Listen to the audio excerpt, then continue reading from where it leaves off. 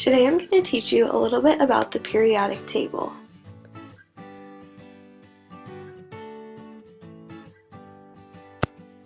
The periodic table is a way of listing the elements.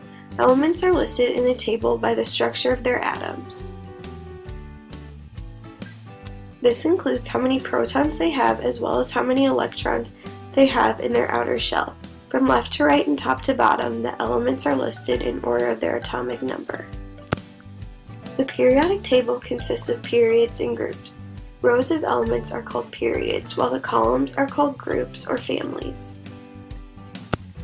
The number of elements in a period increases as you move down the periodic table because there are more sublevels per level as the energy level of the atom increases. There are three main categories that elements fall into: metals, metalloids, and nonmetals.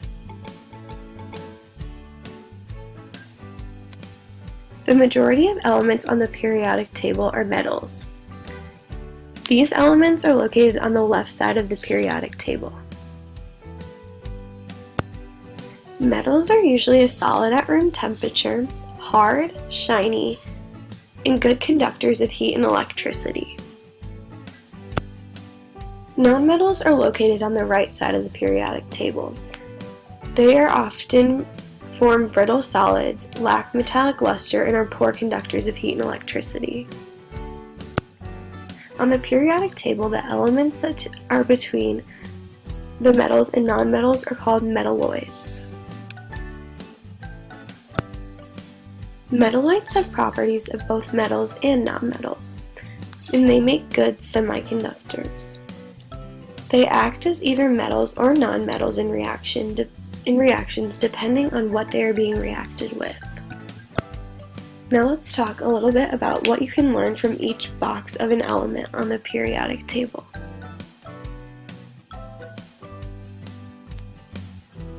The number at the top of each element is called an atomic number.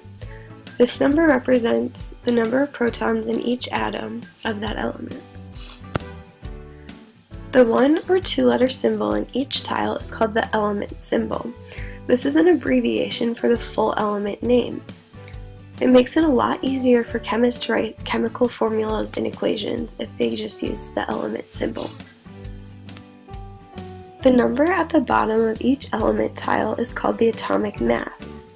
This atomic mass value is the average mass of atoms of the element that occur naturally. Let's take a look at an example of an element on the periodic table. In group number 1, there's a symbol H, which represents hydrogen.